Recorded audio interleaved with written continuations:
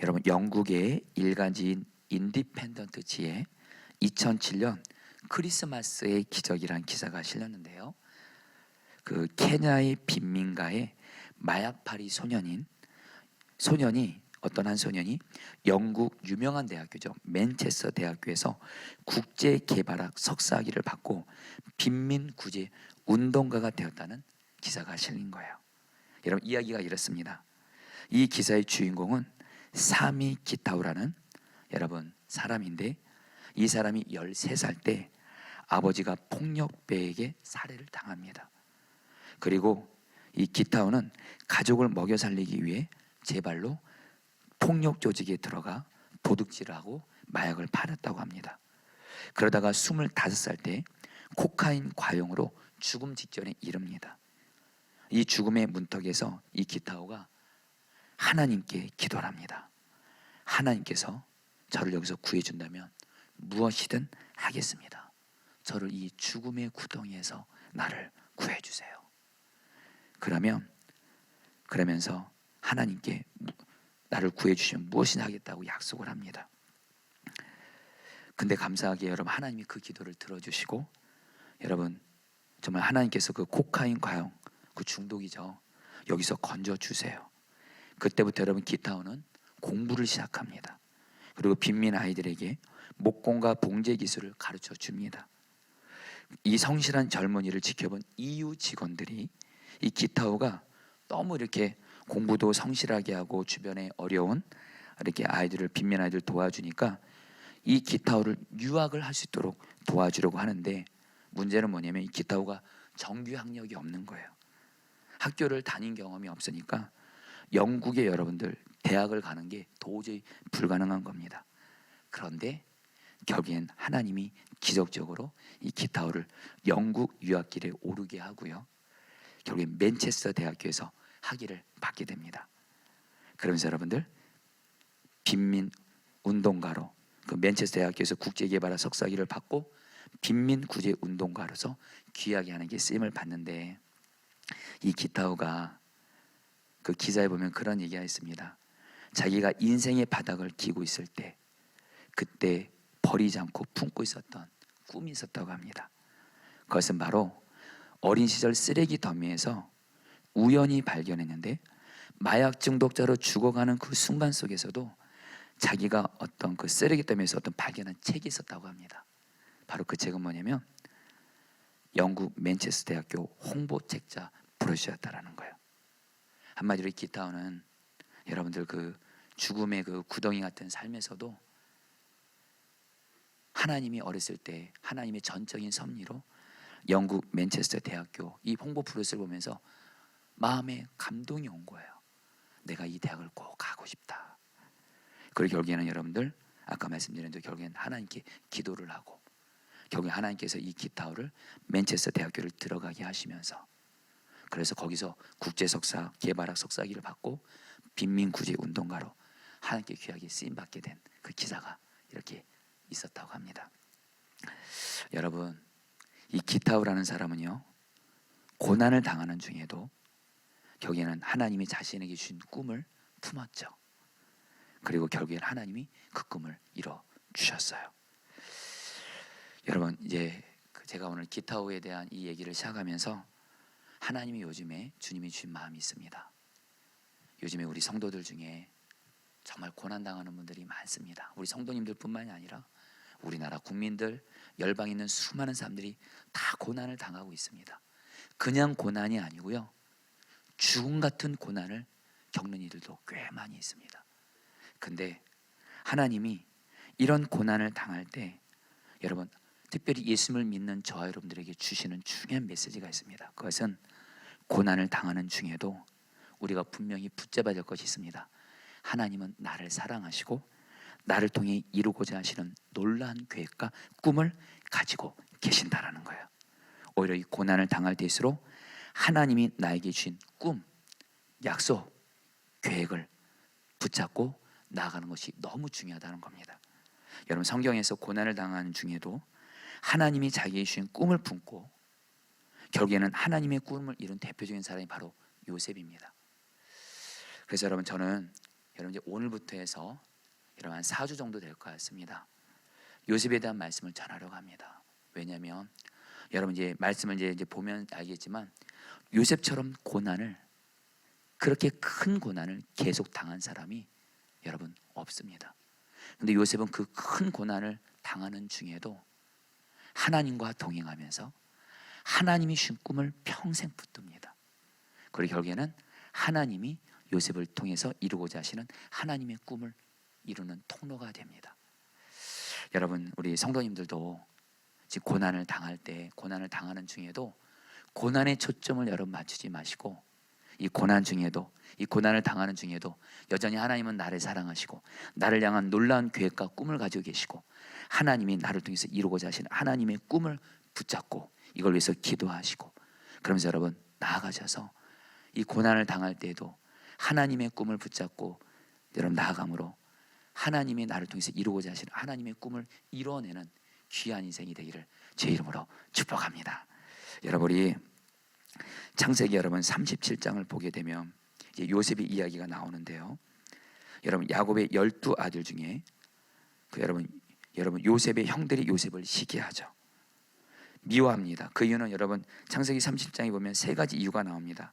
첫 번째로는 요셉이 형들의 잘못을 아버지에게 그대로 말을 합니다. 이것은 요셉이 악의가 있어서가 아니라 요셉이 순진해서 그래요. 형들이 잘못하면 그것을 그대로 그냥 아버지에게 말을 한 거예요, 야곱에게. 두 번째, 형들이 요셉을 미워한 이유는 야곱이 요셉을 편했기 때문에 그래요. 여러분, 야곱은 여러분 요셉을 그 노년에 낳았고요. 특별히 요셉이 누구의 아들이냐면 여러분 야곱에게 4명의 아내가 있었는데 야곱이 제일 사랑하는 아내는 라헬이었습니다. 라헬이 낳은 아들이 바로 요셉이었고, 그래서 야곱은 요셉을 다른 자녀들보다 편애하면서 여러분 요셉에게 채색 옷을 입힌 거예요. 당시 귀족들만 입을 수 있는 그 옷을 입으면서 여러분 차별을 둔 거죠. 그러니까 형들이 여러분들 미워한 거예요. 그런데 결정적인 계기가 있습니다. 요셉이 하나님이 주신 꿈을 꿉니다.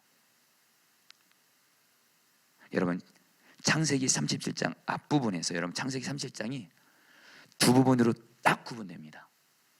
앞부분에 꿈이라는 단어가 8번이 나오고요. 뒷부분에 여러분 구덩이라는 단어가 6번이 나옵니다. 한마디로 하면 창세기 37장의 여러분들 주제는 뭐냐면 하나님이 요셉에게 꿈을 주었다는 거. 근데 여러분 그런 요셉이 구덩이 같은 고난을 만났다는 건데, 중요한 건 여러분 하나님이 요셉에게 꿈을 줘요. 여러분 어떤 꿈을 꾸냐면 2번을 꾸는데요. 첫 번째 꿈은 밭에서 형들의 곡식단이 자기 단을 둘러서서 절하는 거예요. 또 두 번째 꿈은 자기 부모와 형들을 의미하는 해, 달, 별들이 요셉에게 절하는 거예요. 여러분 이 2가지 꿈은 모두 요셉이 가족들을 다스리게 되는 그런 어떤 지도자가 된다는 것을 의미하죠. 여러분 실제로 하나님은요 요셉을 통해서 이루고자 하시는 선하신 하나님의 뜻이 있었는데 그것을 바로 하나님이 요셉에게 꿈으로 주신 거예요.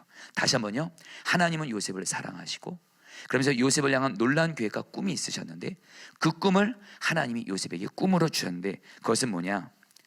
여러분 하나님은 요셉을 통해서 여러분 어떤 계획이 있었냐면 그 당시에 여러분 야곱의 가족은 70명이었습니다. 족속이었습니다. 족속. 근데 여러분 기억하시나요? 하나님이 아브라함과 이삭과 야곱에게 주었던 약속 꿈이 뭐였죠? 반드시 민족이 되리라. 족종이 아니라 민족이 되리라. 큰 민족이 되리라. 근데 여러분들 그래서 하나님이 여러분 요셉을 어떻게 하시냐면 요셉을 애굽의 총리가 되게 하죠. 그래서 야곱의 70명의 가족들을 나중에 애굽으로 오게 하면서 여러분 이 애굽이 마치 이스라엘 백성들을 여러분들 큰 민족으로 자라게 하는 인큐베이터 같은 역할을 하게 하면서 나중에 여러분들 야곱의 70명의 가족들이 여러분 200만 명이나 되는 큰 민족으로 여러분들 되는데 이것을 이루는 통로가 바로 누구냐? 바로 요셉입니다. 여러분 하나님은 요셉을 애굽의 총리가 되게 하셔서 족속의 수준이었던 여러분 야곱의 가족을 큰 민족이 되게 하시라는 하나님의 선하신 계획과 뜻이 있었고 이것을 요셉에게 꿈으로 보여주었고 그리고 결국에는 이 꿈이 실제로 이루어집니다. 여러분, 저와 여러분들 요즘에 우리가 고난당할 때 우리가 정말 여러분 기억할 것이 있습니다. 고난당하면 자꾸 내 모습을 바라보고 내 환경을 바라보면서 여러분들 위축되고 여러분 절망하게 되고 낙심하게 되고 그럴 때인데요, 여러분 꼭 우리가 기억할 것이 있습니다. 하나님은 나를 사랑하시고요, 나를 향한 놀라운 계획과 꿈을 가지고 계신 줄 믿습니다. 아멘. 여러분 이 믿음을 갖기를 바라요. 여러분 우리 가운데 요셉이, 하나님이 요셉에게 꿈을 주죠. 그러면서 여러분 우리가 요셉을 통해서 여러분 배워야 될 것은 뭐냐면요, 요셉이 여러분 그 꿈을 자기 형들에게 말을 하게 됩니다. 그 결과 형들이 요셉을 미워하게 되는데요, 여러분 8절 말씀을 같이 읽어보겠습니다. 그의 형들이 그에게 이르되, 시작. 그의 형들이 그에게 이르되 내가 참으로 우리의 왕이 되겠느냐, 참으로 우리를 다스리게 되겠느냐 하고 그의 꿈과 그의 말로 말미암아 그를 더욱 미워하더니. 여러분 요셉의 형들이 요셉을 향해서 두 가지를 말합니다. 요셉은 꿈꾸는 자예요. 꿈을 꿨다 그래요. 그리고 또 하나, 그 꿈을 말을 합니다. 여러분 여기서 하나님이 요셉을 통해서 우리에게 주시는 몇 가지 중요한 메시지가 있습니다. 첫 번째로, 여러분 요셉이 꾼 꿈은요, 본인이 꾼 꿈이 아닙니다. 하나님으로부터 온 꿈이에요. 특별히 여러분 그 당시에는 성경 말씀이 없었습니다. 우리는 지금 성경 말씀을 통해서 하나님의 계시를 알지만 그 당시에는 성경이 없었고, 그래서 하나님이 꿈을 통해서 요셉에게 여러분들 하나님의 계획을 말씀해 주셨는데, 여러분 중요한 건 저와 여러분들도 요셉이 하나님께 꿈을 받은 것처럼 저와 여러분들은 성경 말씀을 통해서 하나님의 꿈, 하나님의 약속을 받게 되는 줄 믿습니다. 여러분들, 저는 여러분에게 어떤 축복이 임하기를 원하냐면, 하나님이 내가 꾸는 꿈 말고요, 하나님이 성경 말씀을 통해서 나를 통해서 이루고자 하시는 하나님의 꿈을 성경 말씀을 통해서, 바로 하나님의 약속이죠, 이것을 받게 되기를 축복합니다. 근데 또 하나, 그러면서 여러분들 오늘 말씀에 요셉이 꿈을 몇 번 꿔요? 2번 꿉니다. 여러분 창세기를 보면 요셉도 꿈을 2번 꾸고요, 나중에 바벨론, 여러분 우리 애굽의 바로도 꿈을 2번 꿉니다. 여러분 이 2번 꾼다는 것은 뭐냐면, 여러분 하나님이 주신 꿈은요 2번 반복해서 이렇게 말씀하셨다는 건데, 여러분 여기서도 중요한 메시지가 있어요. 여러분 근데 우리가 하나님이 주신 꿈인지 내가 꾸는 꿈인지 어떻게 분별할 수 있을까요? 성경은 말합니다. 하나님이 주신 꿈은 하나님이 성경 말씀을 통해서 나에게 계속 말씀합니다. 할렐루야. 여러분 하나님이 내게 주신 꿈이 도저히 불가능해 보이고 아무리 어렵다 할지라도 내가 지금 성경 말씀을 가까이 하고 있고, 그래서 내가 예배 때마다 하나님이 나에게 계속해서 하나님의 말씀을 내 현실과 상관없이 들려주고 있다면, 반복적으로 들려주고 있다면 그것은 하나님이 주신 꿈이라는 거예요. 여러분 저는 여러분들에게 하나님이 주신 꿈이 하나님의 성경 말씀을 통해서 계속 들려지게 되기를 축복합니다. 그러면서 여러분들 오늘 말씀에서 한 가지 더요. 요셉은 단순하게 하나님의 꿈을 꿈꿀 뿐만이 아니라 이것을 입으로 고백했다라는 거예요. 여러분 분명한 한 가지, 성경은 말합니다. 하나님의 약속을, 여러분 진짜 믿는 사람은, 하나님이 내게 주신 꿈, 하나님의 약속을 정말 믿는 사람은 하나님과 동행하다 보면 반드시 하나님이 내 현실과 상관없이 하나님의 꿈과 약속을 믿음으로 선포하게 합니다. 여러분들 이런 사람에게 하나님의 약속이 이루어지는 거예요. 다시 한번요, 여러분 우리가 지금 고난을 지금 다들 당하고 다들 고난에 초점을 맞추는 이때에 저와 여러분들, 하나님은 나를 사랑하시고 나를 향한 놀라운 계획을 갖고 계시고, 그래서 성경 말씀을 통해서 나에게 약속을 주셨고, 그러면 여러분들 하나님과 동의하면서 하나님이 내게 주신 약속을 여러분들 계속해서 믿음으로 선포하시기를 축복합니다. 여러분 저에게 지난 40일 특별 기도도 그렇고 21일 단일 금식 기도 때도 그렇고 저도 5가지 기도 제목 적었습니다. 제 성경책에 여러분 여전히 꽂혀 있습니다. 어떤 기도 제목은 여러분 응답을 받았지만 어떤 기도 제목은 응답을 못 받았는데, 제일 첫 번째 기도 제목이 그거였습니다. 제가 바로 여러분 올해 맥주 감사절 때 사도행전 2장 4절 말씀을 설교하면서 우리 120 문도들이 다 성령 충만을 받아서 결국엔 그들을 통해서 초대교회가 세워지고 결국엔 교회는 성령 충만으로 시작됐어요. 그리고 성령 충만 받은 120문도들을 통해서 그 초대교회 가운데 성령의 부흥이 임하게 됩니다.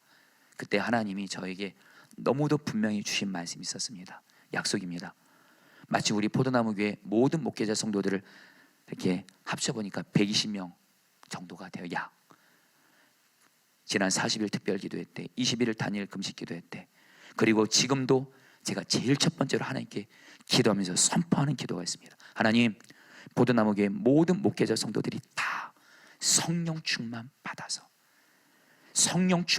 이 포도나무 교회를 성령 충만한 교회로 세워서 우리 교회 가운데 성령의 부흥을 주시옵소서.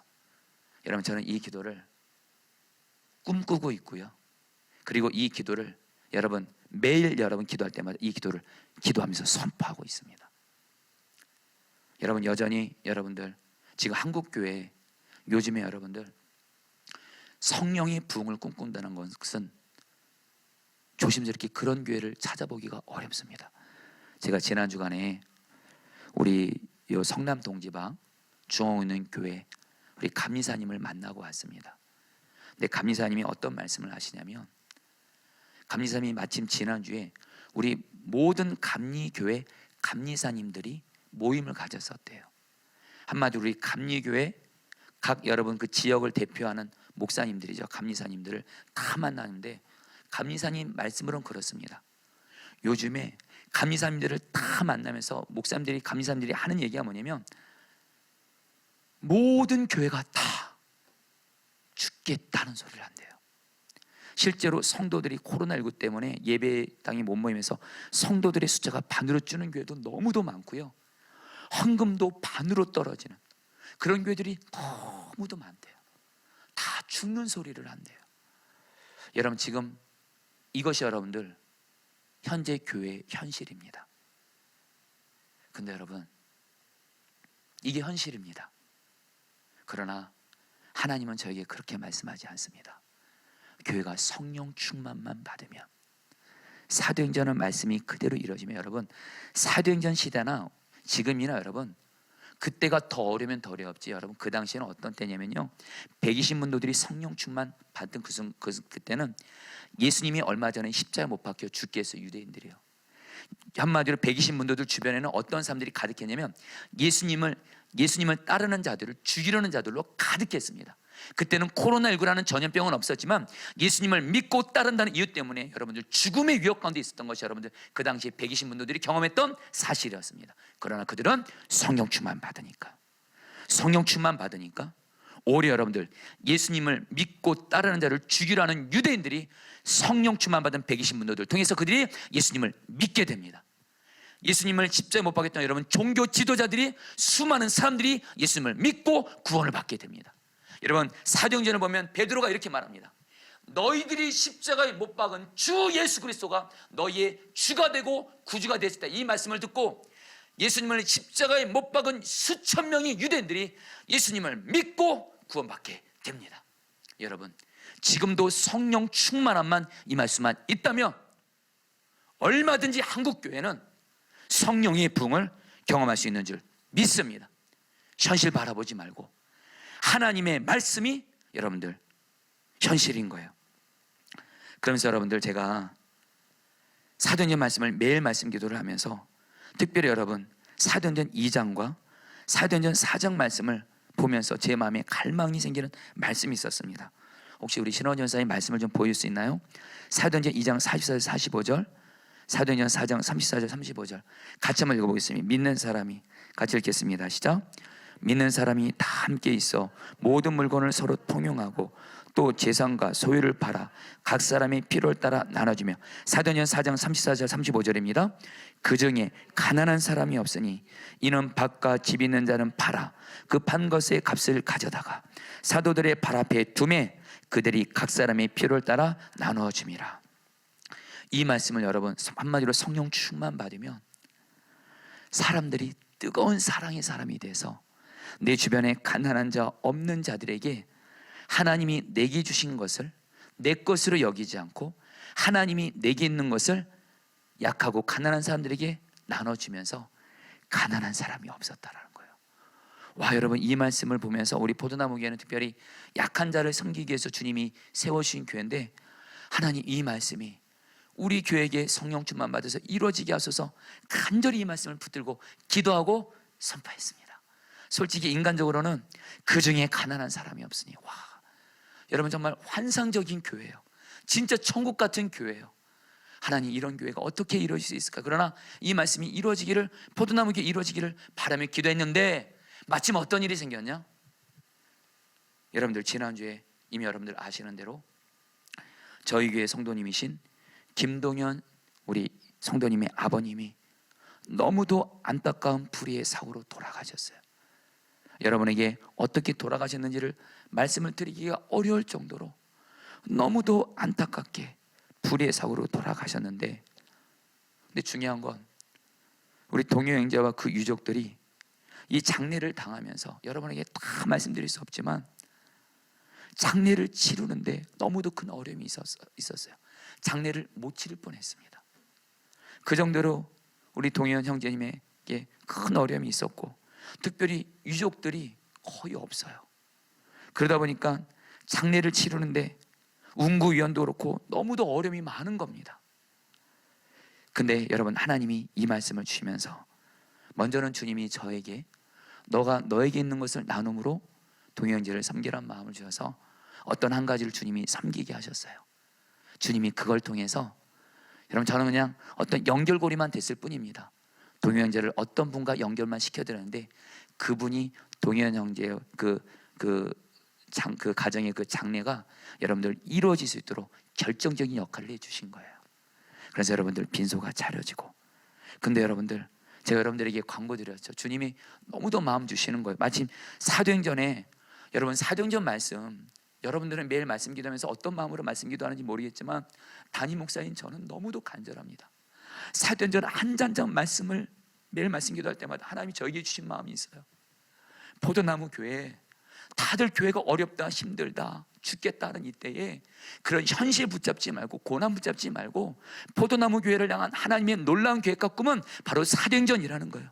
성령 충만 받아서 성령의 부흥을 이루고 특별히 가난하고 연약한 자들에게 내 것을 나눠주면서 채워주는 그런 교회가 되라. 여러분, 이 말씀을 붙들고 정말 기도하고 선포하는데, 그러면서 여러분 성도님들에게 제가 광고를 했습니다. 문자도 보냈습니다. 우리 김동현 성도님의 장례를 치르는데 성도님들이 기도도 해주시고 마음을 주신 분들은 섬겨주시고 지금 운구위원도 필요합니다 했는데, 여러분들 너무도 놀라운 건, 감사한 건 뭐냐면, 여러분 3일 동안 장례를 치르는데 매 예배 때마다, 요즘엔 장례식 때 여러분 사람들이 거의 안 옵니다.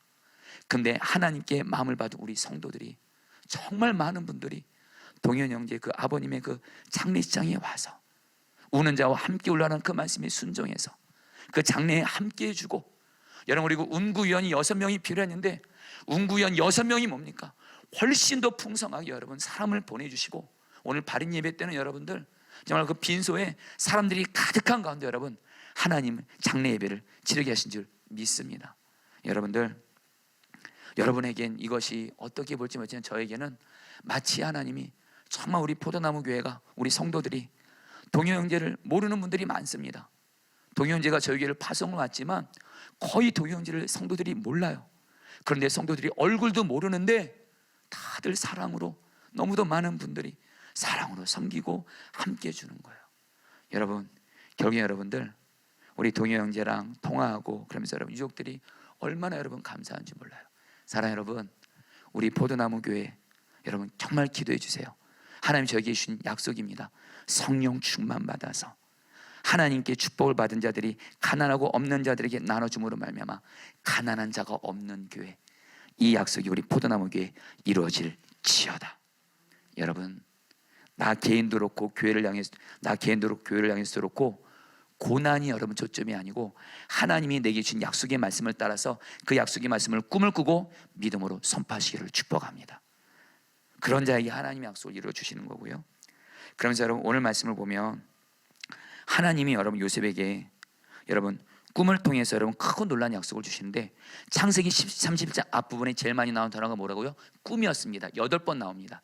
꿈이 핵심 단어예요. 한마디로 창세기 30장의 핵심은 하나님이 요셉에게 꿈을 주었고 요셉은 그 꿈을 꾸고 입으로 고백했다는 건데, 이제 뒷부분에서 제일 많이 나오는 단어가 뭐냐면 여러분 바로 구덩이라는 단어입니다. 어떤 일이냐면요, 야곱이 여러분들 어느 날 요셉에게 양떼를 돌보고 있는 형들이 양떼를 잘 돌보고 있는지 형들을 찾아가라고 말합니다.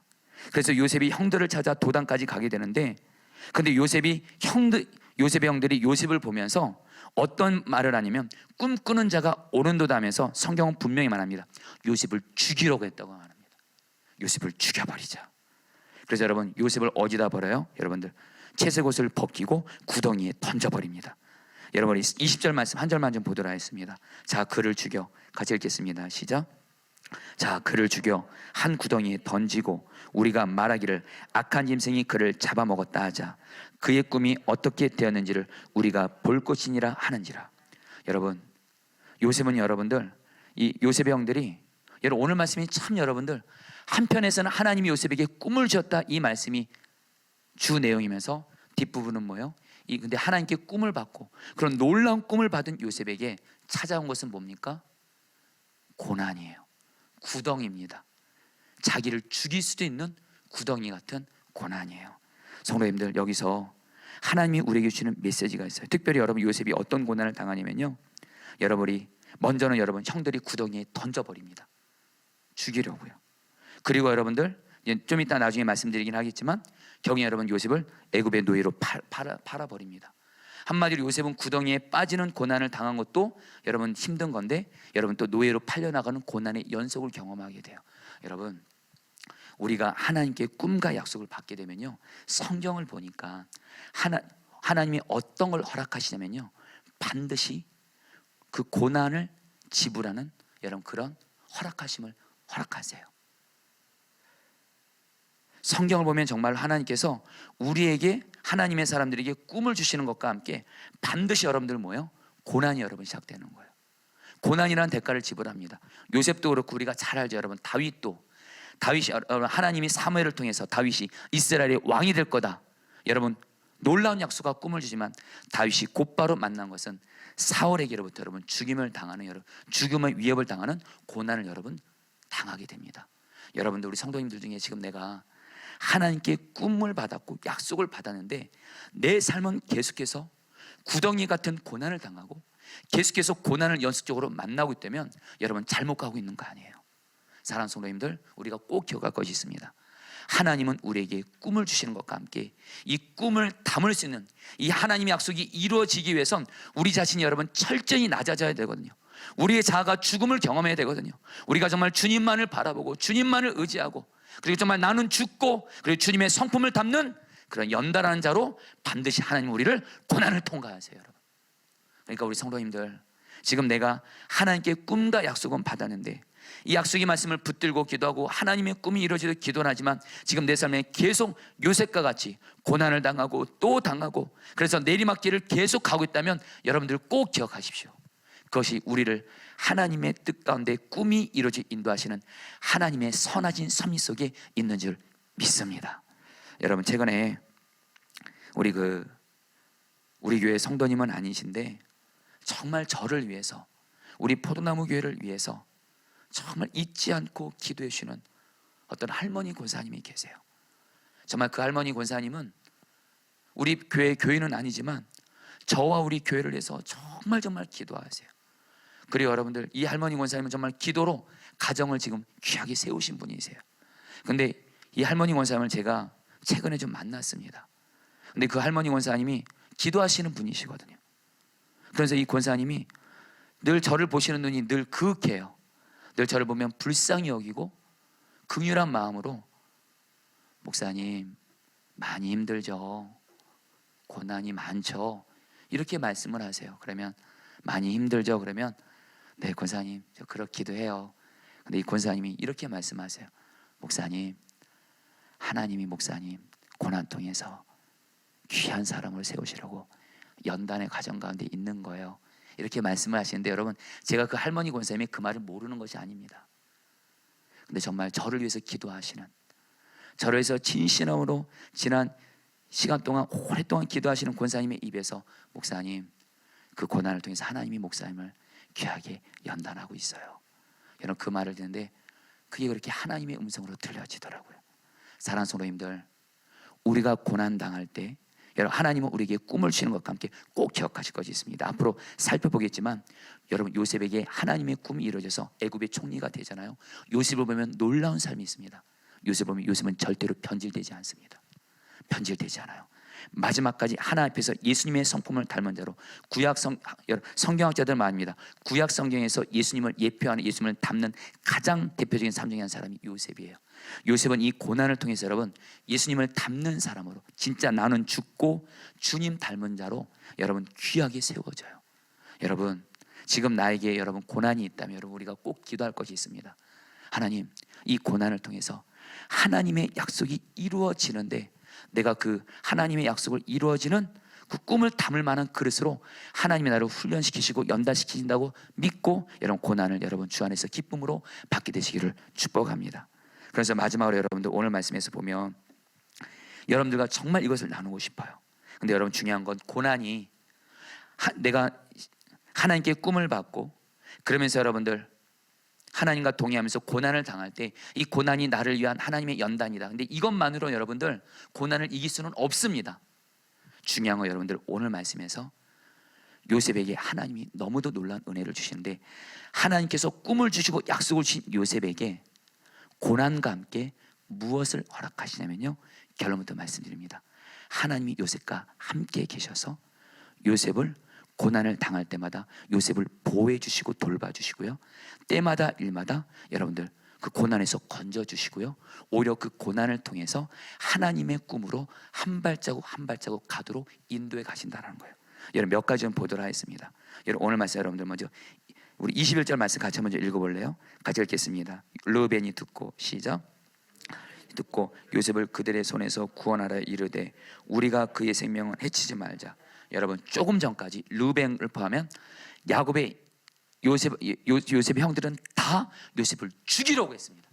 자 성도님들, 내가 어떤 사람을 죽이려는 마음을 품었다는 것은 그 사람을 위해서 여러분 정말 마음이 여러분들 굉장히 심각한 마음을 품은 건데 갑자기 첫째 형인 르우벤이 이렇게 말합니다.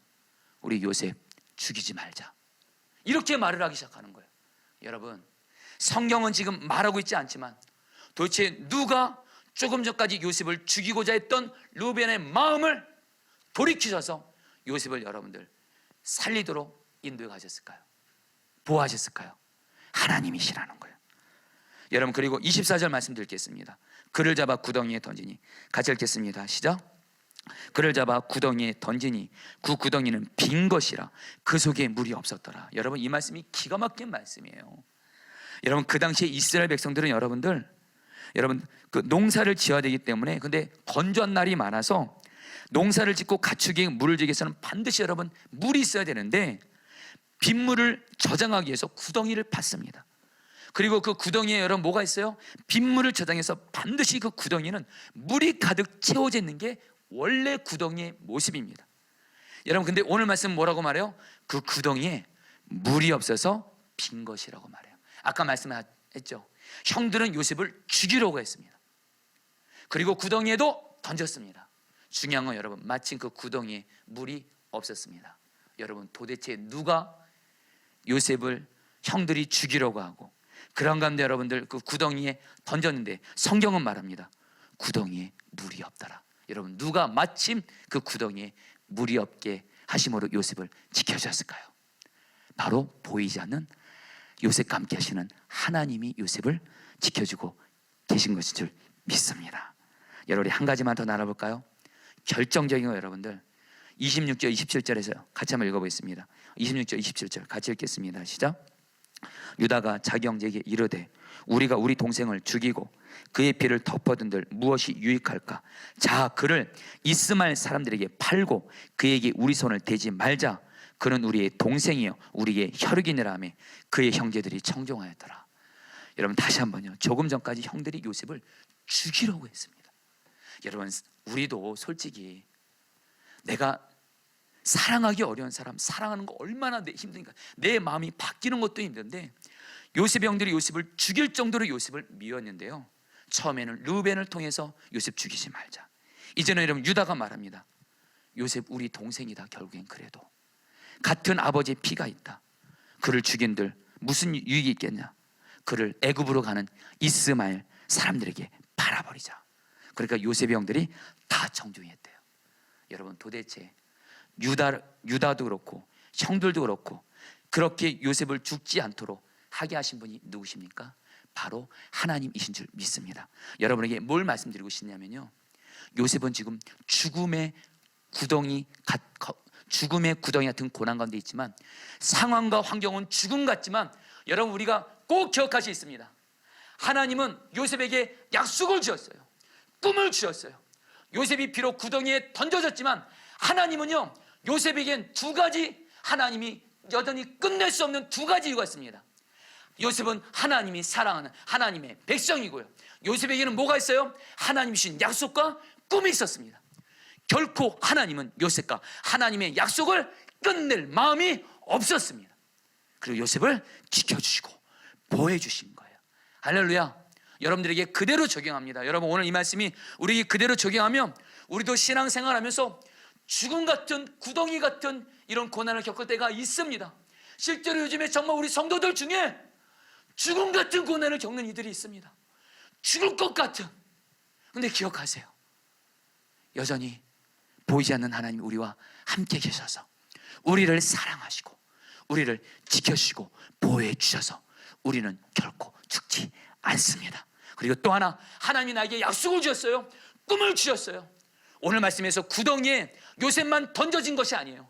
요셉에게 준 하나님의 꿈도 던져졌지만 그러나 하나님은요, 하나님이 주신 약속과 꿈은 반드시 이루시는 하나님, 반드시 요셉의 꿈이 구덩이에 던져지는 현실 가운데 있다 할지라도 하나님은 요셉에게 주신 꿈을 이루기 위해서라도 여러분 요셉을 이렇게 보호해 주신 것처럼 저와 여러분들 하나님이 우리에게 주신 약속을 이루기까지 어떤 고난을 만나도 반드시 우리를 어떤 죽음의 음침한 골짜기에서도 우리를 보호해 주시고 인도해 주신 줄 믿습니다.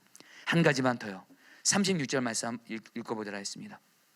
그 미디안 사람들은, 시작, 그 미디안 사람들은 그를 애굽에서 바로의 신하 친위대장 보디발에게 팔았더라. 여러분 요셉은 지금 노예로 팔아가는 고난을 당하는데요, 성경은 말합니다. 여러분 우리는 압니다. 요셉이 하나님의 계획 속에 애굽의 총리가 되는 거. 여러분 요셉은요, 요셉이 당하는 고난은요, 여러분 앞으로 살펴보겠지만 하나님의 약속과 꿈을 이루는데 고난이 계속해서 유익이 되고 고난을 통해서 요셉은 하나님의 약속과 꿈이 이루어지는데 한 발자국 한 발자국 가게 됩니다. 여러분 하나님이 저 여러분들에게 주신 축복입니다. 그것은 뭐냐면요, 우리에게 당하는 고난은 하나님이 내게 약속을 주었다면 우리에게 당한 고난은 오히려 그 고난을 통해서 하나님의 약속과 꿈이 이루어지는 날이 하루하루 더 가까워지는 줄 믿습니다. 바로 우리의 고난은 하나님의 꿈을 이루는, 하나님의 약속을 이루도록 하나님이 인도해 가신다라는 거예요. 여러분 제가 최근에 큰 어려움을 당해서 목회를 더 이상 하기 어렵게 된 한 목사님을 만났습니다.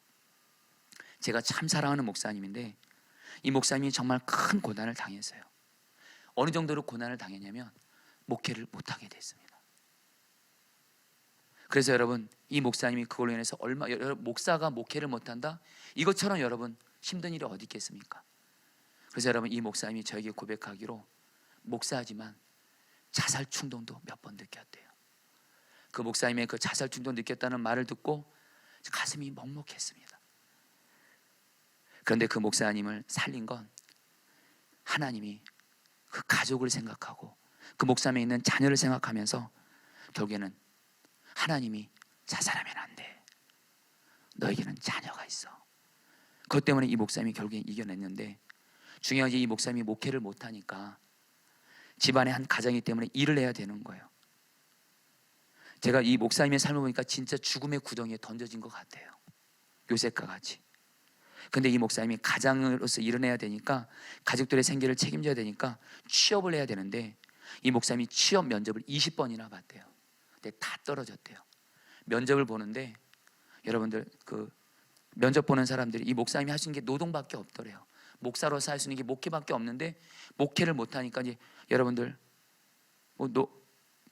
면접을 여러 군데 봤는데 면접 본 사람들이 뭐라냐면 노동일을 해야 되는데 이 목사님의 얼굴이 말 그대로 얼굴이 목사님 같은 거예요.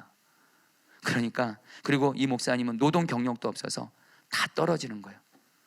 그런 건데 어떻게 해야 되나. 근데 마침 어떤 분을 통해서 우유 배달을 하면 좋겠다 이런 얘기를 들은 거예요. 여러분 이 목사님이 근데 우유 배달을 하면 차가 있어야 된대요. 여러분 저는 뭐 그걸 잘 모르니까 여러분 여러분 우유를 배달하면 차가 있어야 되는데 이 목사님이 차도 없는 거예요. 근데 감사하게 하나님이 어떤 교회를 통해서 이 목사님에게 차를 그냥 허락하신 거예요. 이 목사님이 그렇게 기도를 했대요. 하나님, 제가 정말 우유 배달을 해야 된다면 이 우유 배달할 수 있는 차를 주세요. 여러분 차가 그냥 생기는 거 아니잖아요. 여러분 차가 여러분 가격이 여러분 아무리 중고래도 꽤 가격이 나가는데 하나님이 정말 우유 배달한 것이 하나님 허락하시면 차를 주세요 기도했는데 정말 하나님이 어떤 분을 통해서 여러분 차를 주신 거예요. 결국에는 우유 배달하는 하나님이 허락하심을 알고 우유 배달을 하는데 이 목사님이 뭐라고 말씀을 하냐면 우유 배달을 하면서 저는 그때 알았어요. 우유 배달하는 그 우유를 많이 배달할 그 시키는 집들이 고층에 주로 많이 있대요. 1층집들은 별로 안 한대요. 그러니까 계단을 늘 올라가야 되니까 이 목사님이 우유 배달을 시작하면서 계단을 워낙에 많이 오르다 보니까 이 목사님에게 여러분이 나눌 수 없지만 어떤 병이 있었습니다. 지병이. 이 목사님이 그 우유 배달을 하면서 많은 계단을 오르면서 건강해지면서 여러분들 뭐예요? 그 병이 나은 거예요. 할렐루야. 여러분 많이 걸으니까 많이 뛰어다니니까 이 목사님의 몸의 그 지병이 여러분들 치유가 된 거예요. 그리고 이 목사님은 여러분 그 고난을 통해서 하나님밖에 바라볼 수밖에 없으니까 그 가족들이 매일 가정 예배를 드리면서 여러분 가족들이 주 안에서 주님만을 바라보면서 나아가고 있고요. 그런 건데 여러분 제가 그 목사님을 참 사랑하는데 여러분에게 다 나눌 수 없지만 저는 그 목사님을 위해서 기도하면 하나님이 그 목사님이 목회를 하는 것이 이렇게 꿈꿔지는 거예요.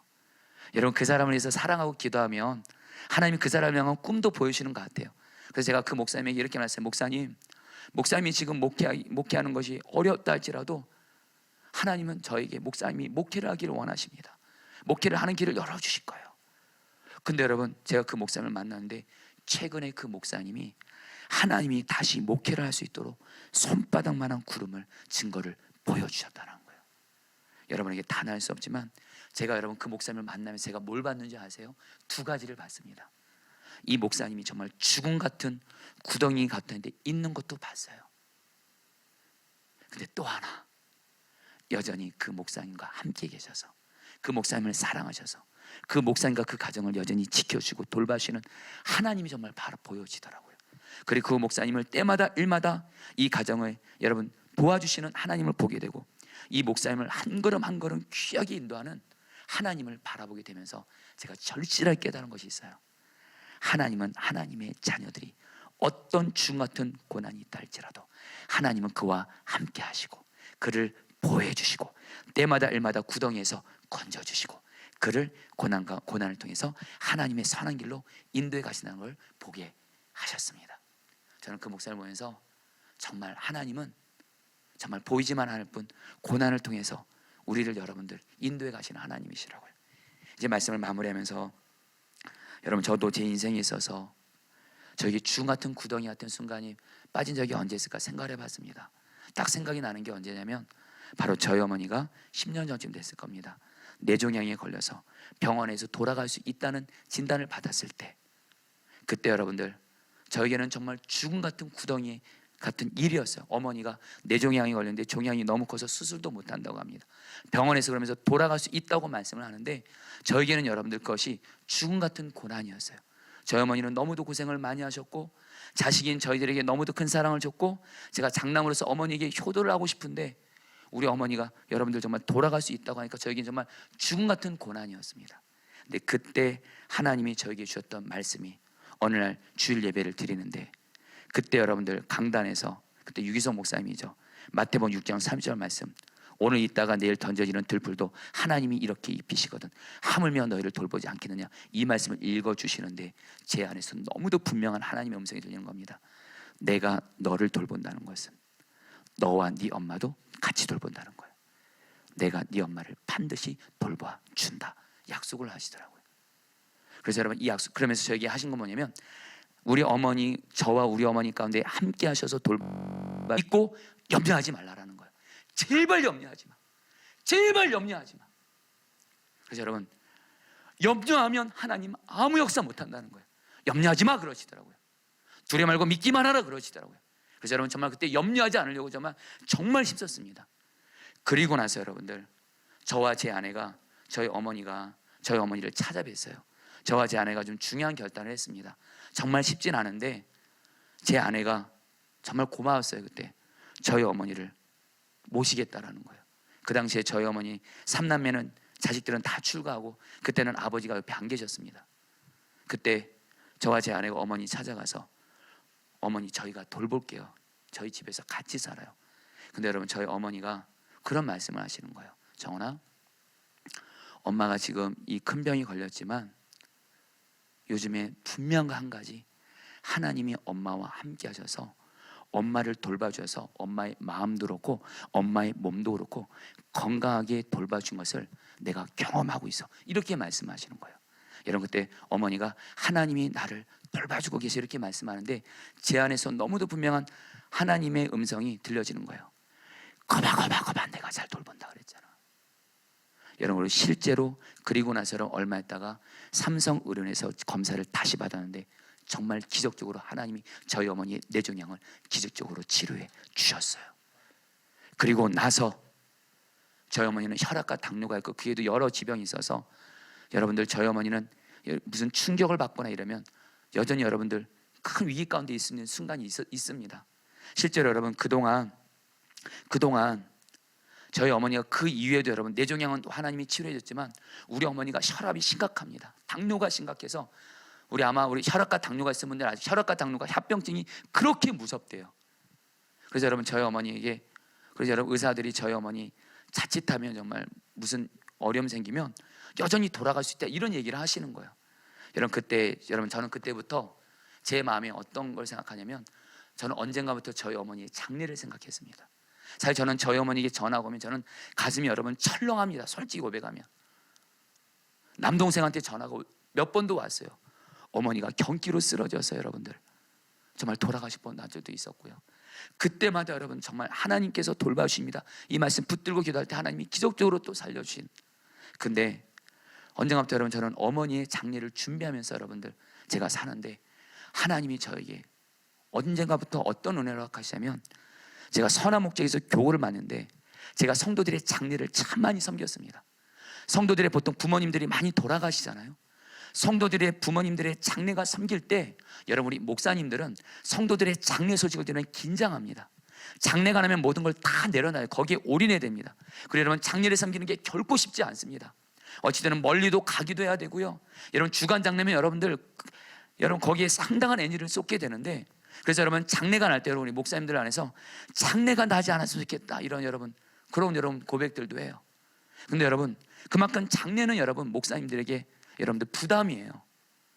그리고 꼭 장례가 먼 곳이 나면 그 먼 곳까지 가는 것도 부담이에요. 근데 하나님은 목사인 저에게 성도들의 부모님의 장례가 딱 소식이 들리면 하나님을 딱 바라보면 하나님이 저에게 주신 마음이 있습니다. 너의 어머니의 장례로 여기라 그러시는 거예요. 여러분, 그 순간부터 우리 성도님들의 부모님의 장례는 더 이상 남의 장례가 아닙니다. 제 어머니의 장례가 되는 거예요. 제 어머니의 장례라고 생각하니까요, 아무리 장례장이 멀리 있어도 여러분들 정말 억지가 아니고 부담이 아니고 의무감이 아니고 그 성도에게 가장 사랑이 필요할 때 사랑으로 섬길 수 있게 하시더라고요. 그때부터 지금까지, 이번에 우리 동현 형제, 우리 아버님까지 여러분 돌아보면 하나님 앞에서 진실하고 고백할 수 있습니다. 제가 사랑이 많아서도 아니고요, 하나님 바라보면 네 어머니의 장례로 여기라. 그래서 여러분들 장례 당하는 성도들을, 그 부모님을 주 안에서 나의 어머니로 여기고 장례를 섬기게 하셨어요. 그래서 아마 저랑 여러분 장례장에 가면 여러분 제가 이런 고백을 합니다. 고인의 이름을 부를 때 누구누구 성도님 이렇게 부르지 않고 누구누구 아버님, 누구누구 어머님이라 불러요. 결코 여러분들 제가 그걸 가식으로 어떤 사랑이 많은 척하려 부른 것이 아니라 그 성도님들의 부모님이 내 어머니라 생각이 되니까 정말 성도님들의 그 돌아가신 부모님이 내 아버님이고 내 어머님인 거예요. 여러분 목사에게요, 목사에게 가장 중요한 게 사랑이잖아요. 그리고 성도가 가장 사랑이 필요할 때 장례당할 때인데요, 최소한 우리 성도들의 부모님의 장례 때 여러분, 하나님은 저희 어머니의 이 병을 통해서, 이 고난을 통해서 성도들의 부모님의 장례를 내 부모님의 장례로 여기면서 섬기게 하신 은혜를 허락해 주셨습니다. 여러분, 중요한 거 한 가지 뭘 말씀드리고 싶냐면요, 우리에게 있는 고난은 하나님이 하나님의 약속과 꿈을 이루어주는 귀한 축복의 통로인 줄 믿습니다. 나의 고난을 통해서 하나님의 약속을 이루어 가시는 그 하나님을 바라보는 눈이 열려지게 되기를 주의 이름으로 축복합니다. 우리 같이 함께 여러분, 괴로울 때 주님의 얼굴 보라, 우리 이 찬양 같이 하시고 여러분, 우리 오늘 말씀 붙들고 기도하도록 하겠습니다.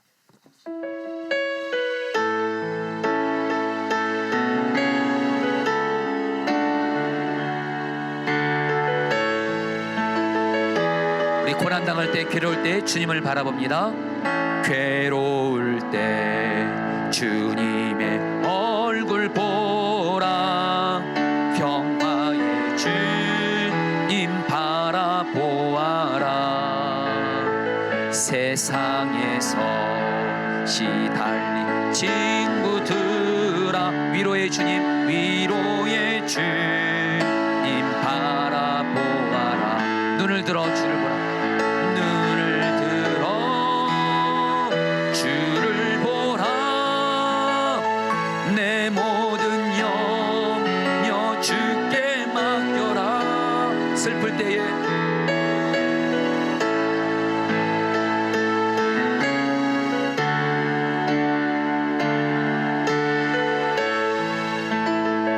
괴로울 때 주님의 얼굴 보라. 괴로울 때 주님의 얼굴 보라, 평화의 주님 바라보아라. 세상에서 시달린 친구들아, 위로의 주님 우리 눈을 들어 주님을 바라봅니다. 눈을 들어 주를 보라. 내 모든 염려, 내 모든 염려 주께 맡겨라. 슬플 때에 주님의 얼굴 보라. 사랑의 주님, 사랑의 주님 안식. 눈을 들어 주를 보라. 눈을 들어 주를 보라. 내 모든 염려 주께 맡겨라. 슬플 때에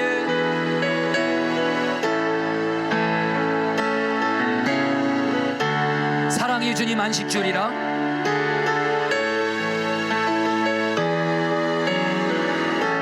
자, 사랑하는 성도님들, 저희가 고난당할 때 고난이 초점이 아닙니다. 여전히 하나님이 나에게 주신 약속, 꿈을 붙잡고 믿음으로 선포하며 기도하는 겁니다. 그러면 하나님이 이루어 주십니다. 하나님이 저와 여러분들을 사랑하시고 우리를 향한 놀라운 계획과 꿈을 가지고 계십니다. 그래서 우리에게 약속의 말씀을 주셨습니다. 우리 같이 함께 기도하도록 하겠습니다.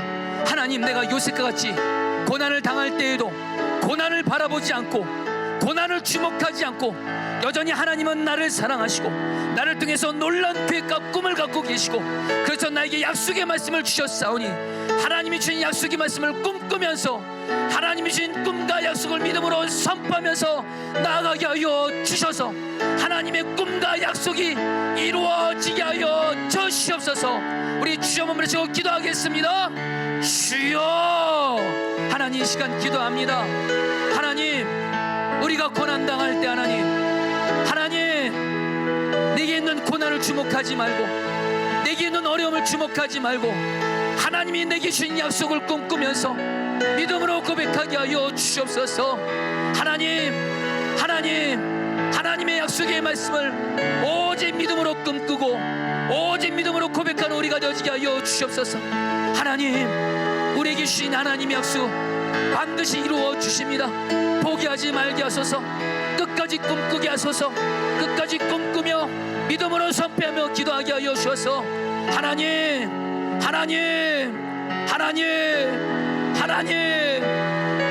꿈, 하나님의 약속을 믿음으로 붙드는, 믿음으로 고백하는 우리가 되어지게 하여 주시옵소서. 오 주여 다스리소서. 오 주님 인도하여 주시옵소서. 우리 두 번째로 기도할 때에 하나님은 우리에게 꿈과 약속을 주시는 것과 함께 우리에게 고난을 허락하십니다. 그 고난을 통해서 우리가 잘못되게 하시는 것이 아니라 그 고난을 통해서 나를 철저히 낮추고 나는 죽고 오직 주님만을 바라보고 주님만을 의지하고 예수님의 성품을 담는 자로 우리를 훈련시키시고 연단시키십니다. 그런 자가 하나님의 약속과 꿈이 이루어질 때 변질되지 않고 하나님의 약속과 꿈을 하나님의 영광 위에 드리게 됩니다. 우리 같이 함께 기도하도록 하겠습니다. 하나님, 이 시간 하나님께 기도할 때 하나님 내가 당하고 있는 이 고난을 통해서 하나님의 약속과 꿈이 이루어져도 철저히 나를 낮추고 오직 주님 앞에서 겸손하고 주님의 성품을 담는 연단받는 자로 하나님의 꿈을 담을 수 있는 자로 이 고난을 통해서 나를 낮춰주시고 내가 하나님의 꿈을 담을 만한 그릇이 되어지게 하여 주옵소서. 우리 주여 몸부터 기도하겠습니다. 기도합니다. 주여. 하나님 이 시간 기도합니다. 하나님 이 시간 기도합니다. 하나님 우리가 하나님 고난을 당할 때에 하나님 이 고난을 통해서 내가 더 낮아지고 더 하나님만을 바라보고 더 하나님만을 의지하고 나를 죽고 오직 주님의 성품을 담는 자로 연단되게 하여 주옵소서. 이 고난을 통해서 더 낮아지고 더 겸손케 되고 더 주님 앞에 엎드리며 주님만을 의지하며 하나님 주님의 성품을 담는 자로 연단되게 하여 주옵소서. 그래서 하나님의 약속과 꿈이 이루어져도 변질되지 않는 자로 주님 앞에 끝까지 영광 돌릴 수 있도록 은혜를 베풀어 주시옵소서. 오 주여 다스려 주시옵소서. 여러분 24절 말씀 붙들고 기도하겠습니다. 그를 잡아 구덩이에 던지니 그 구덩이는 빈 것이라 그 속에 물이 없었더라. 우리 같이 함께 기도하도록 하겠습니다. 하나님, 여러분 지금 내가 지금 고난 가운데 있다 할지라도 우리가 여러분 하나님을 바라보는 눈이 열려지도록 기도하겠습니다. 여러분 우리 고난 가운데 우리가 지금 고난의 구덩이 가운데 있다 할지라도 고난의 구덩이가 우리 현실이 아니고 이 고난의 구덩이에서도 여전히 우리와 함께 하셔서 우리를 사랑하셔서 우리를 보호해 주시고 우리를 지켜주시고 하나님의 약속을 반드시 이루어 가시고 우리를 인도해 가시는 그 보이지 않는 하나님을 바라보는 눈이 열려지게 하여 주시옵소서. 여전히 고난 가운데 나를 지켜주시고 보호해 주시고 나를 인도해 가시는 보이지 않는 하나님을 바라보는 눈이 열려지게 하여 주시옵소서. 함께 주여 한번 외쳐 기도하겠습니다. 기도합니다. 주여. 하나님 이 시간 기도합니다. 하나님을 바라보는 눈이 열려지게 해주십시오. 여전히 우리가 주님 같은 구덩이 고난 가운데 있다 할지라도 여전히 고난 가운데서도 여전히 나를 사랑하시고 나를 하나님 지켜주시고 나를 보호해주시고 나를 돌봐주시고 이 고난을 통해서 나를 인도해 가시는 그 하나님을 바라보는 눈 열려지게 하여 주옵소서. 주여 우리 하나님은 결코 하나님 우리를 구덩이에 던지심으로 우리 자신과 하나님의 꿈을 내등등히 치지 않습니다. 오 주여, 하나님을 바라보는 눈이 열려지게 하소서. 보이지 않는 하나님을 바라보는 눈이 열려지게 하여 주시옵소서. 오 주님 다스리소서. 여러분 시간에 마지막으로 기도할 때에 오늘 말씀에서 여러분 하나님은 결국은 요셉을 죽음의 구덩이에서 건져 주십니다. 르우벤을 통해서 유다를 통해서 결국엔 죽음의 구덩이에 있는 요셉을 건져 주심으로 말미암아 요셉도 회복시켜 주시고 요셉에게 주신 하나님의 꿈도 회복시켜 주시면서 결국에는 하나님의 여러분 귀한 섭리 속에서 요셉을 인도해 가십니다. 우리 같이 함께 기도하겠습니다. 하나님, 지금 내가 처한 구덩이에서 내가 처한 고난의 구덩이에서 나를 건져 주시옵소서. 나를 구덩이에서 건져 주셔서 나를 통한 하나님의 약속과 꿈을 이루어 가시옵소서. 우리 마지막으로 주여 몸을 기도하겠습니다. 기도합니다. 주여.